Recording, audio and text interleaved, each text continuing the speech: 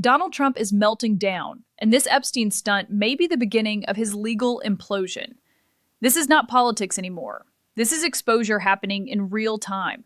Trump and his MAGA cabal thought hauling the Clintons into depositions would be humiliating for Democrats.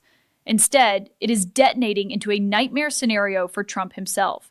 Because the question now dominating the story is not about Bill or Hillary Clinton. It's about missing FBI 302 reports tied to survivor interviews.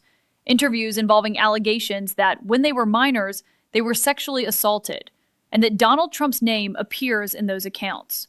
Those records are missing, disappeared, removed, and members of Congress are openly accusing the Department of Justice of participating in a cover-up.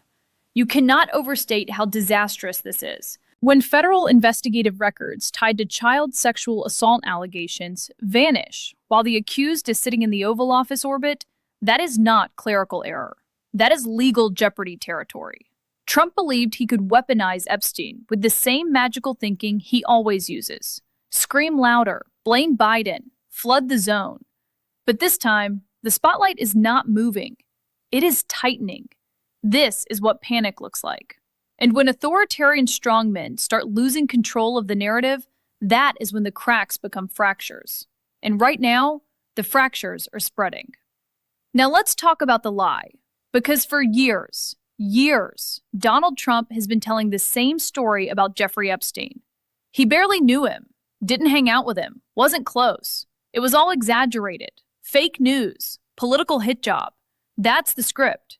He wants you to believe he was just some random Palm Beach acquaintance who maybe bumped into Epstein once or twice at a party. Let's look at what he actually said. Trump publicly bragged back in 2002 that Epstein was a terrific guy. He said Epstein liked beautiful women as much as I do, and many of them were on the younger side. That's not media spin. That's Trump talking, on the record. And now, fast forward. When Epstein is arrested, suddenly Trump claims he had a falling out. Suddenly, he barely remembers him. Suddenly, he's distancing himself like the building is on fire. Which version is it? Because right now, MAGA Republicans are trying to frame these Clinton depositions as some grand bipartisan transparency effort. James Comer is standing outside saying this isn't about Democrats or Republicans. He says they brought in Alex Acosta. They brought in Bill Barr. He's printing out emails. He's asking about Howard Lutnick. He's saying this is about truth. But here's what's happening at the same time. Reporters are asking Comer point blank, are you concerned about a cover-up involving sexual abuse of a minor by President Trump? Are FBI records missing? And what does Comer say? He doesn't deny the existence of missing records. He doesn't say the reports are fabricated. He says they're looking into it. Looking into it. That is not exoneration. That is not clarity. That is not transparency. That is political containment. Meanwhile, Democratic members of Congress are holding press conferences outside the deposition site saying the Department of Justice is hiding files. Files tied to a verified survivor whose interview allegedly appears in archive manifests but is now missing from released DOJ materials. Let that sink in. Not rumors, not social media chatter. Archive manifests showing entries that are no longer there. If this were about anyone else, anyone, MAGA would be screaming cover-up from the rooftops. But because Trump's name appears in what has already been released tens of thousands of times, suddenly the standard changes. Suddenly, it's blame Biden, blame Democrats, blame anyone but the man whose orbit keeps intersecting with the same disgraced predator. This is the contradiction. They claim transparency, but the files tied to Trump are disappearing. That's not oversight. That's gaslighting. Now we're going deeper, because this is where the story stops being political spin and starts looking like a paper trail. Let's walk through what is actually being said and what is actually being documented. I want you to picture this scene. Chappaqua, New York. Hillary Clinton is sitting for a deposition. Bill Clinton is scheduled next. Republicans are framing this as historic accountability. They're implying proximity to a convicted felon is disqualifying. And yet, listen carefully, Democratic members of Congress are standing outside saying something entirely different is happening behind the curtain. Congressman Garcia states that the Department of Justice is leading what he calls a White House cover-up. He says newly discovered files include accusations not just against Jeffrey Epstein, but against Donald Trump involving alleged abuse of a minor. Now here's the part that matters. Garcia says they have reviewed DOJ archive manifests. Manifests. That means logs, index records, entries that show what files exist. And according to him, interviews tied to a verified survivor appear in those manifests. But the underlying FBI 302 interview documents are missing from the publicly released materials. Let me repeat that slowly. The index shows the file exists. The file itself is gone. You can't make this up. That is not a clerical typo. That is not someone misplacing paperwork in a filing cabinet. That is a discrepancy between documented inventory and released evidence. And it doesn't stop there. Another member of Congress states that roughly 50% of the Epstein-related files have not been released. 2.5 million documents, according to their estimate, remain undisclosed. 2.5 million. Meanwhile, Republicans are boasting about releasing 65,000 documents, 2,000 videos, 180,000 images, and millions of pages. They're citing numbers like transparency is a math problem. But volume does not equal completeness. If 50% is still missing, especially the portions tied to allegations against a sitting political figure, that is not transparency. That is selective disclosure. Now let's expand the lens. At the same time this deposition spectacle is unfolding, another bombshell drops. The president and CEO of the World Economic Forum, the man who publicly welcomed Trump to Davos, announces he is stepping down after an independent investigation into his relationship with Jeffrey Epstein. And here's where it gets grotesque. Recently released files show he communicated with Epstein multiple times. He allegedly claimed he did not know about Epstein's criminal past, yet records indicate he responded with a thumbs up emoji to a link about Epstein's conviction. A thumbs up to a criminal sentence. This is the elite class protecting itself in plain sight. Business leaders, political insiders, global figures, smiling on stage at Davos one month, quietly resigning the next. And yet Trump wants to frame this as patriots versus enemies. No, this is accountability versus protection. Because every time this story widens, the same pattern emerges. Proximity, denial, minimization. Trump's defenders pivot. They say Biden released 0 files. They blame prior administrations. They point to numbers. They throw out statistics. But none of that addresses the core allegation.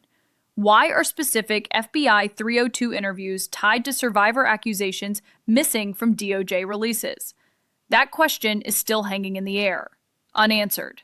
And the more they avoid it, the louder it becomes. You don't accuse a federal agency of hiding child sexual assault allegations lightly.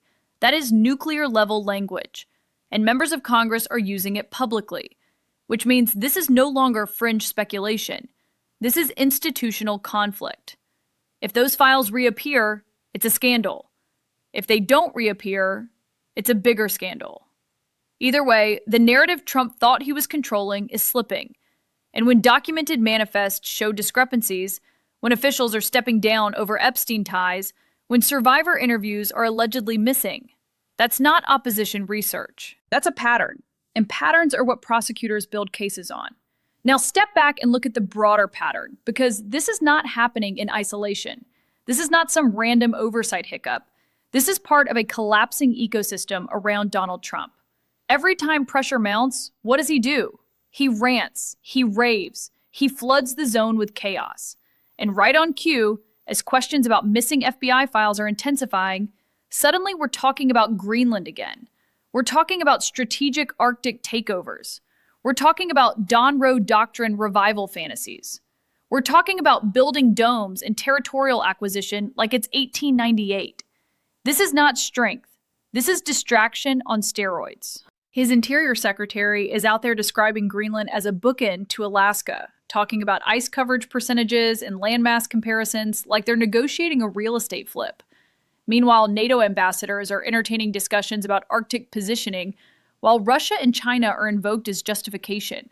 It's constant escalation, war in Greenland rhetoric, strangling Cuba rhetoric, Iran saber-rattling, carrier deployments stretching toward post-Vietnam War records. The USS Gerald Ford potentially breaking 294-day deployment records. Military morale stretched, resources thinned. And the man who campaigned as the president of peace is presiding over global tension spikes in multiple theaters.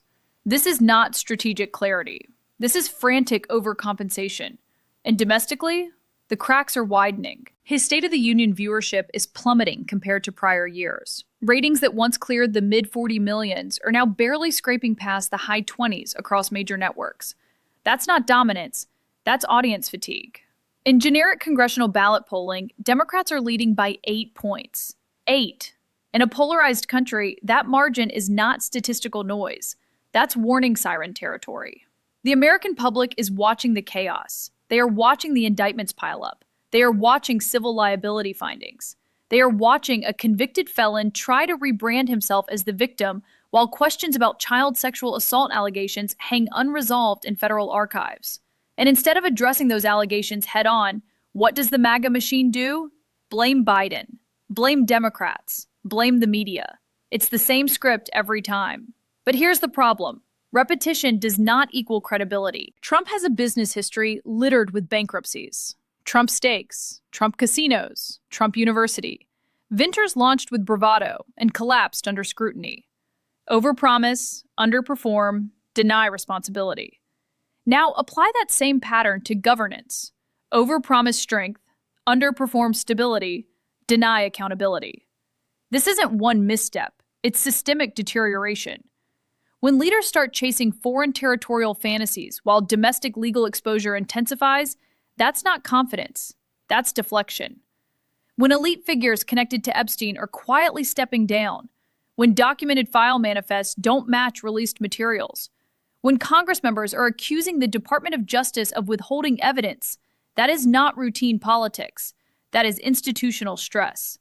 And historically, when institutional stress converges with legal jeopardy and declining public support, you don't get renewal, you get unraveling.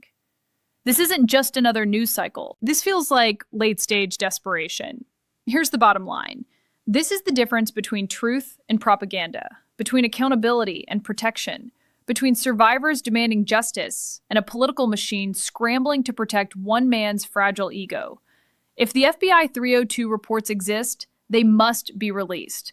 If archive manifests show entries that are missing, that discrepancy must be explained. That is not partisan, that is not ideological. That is the bare minimum standard in a functioning democracy. We cannot allow a grotesque culture of elite immunity to keep operating in the shadows. Not when allegations involve minors, not when federal records are in question, not when the most powerful people in the country are potentially implicated. This moment is bigger than Trump.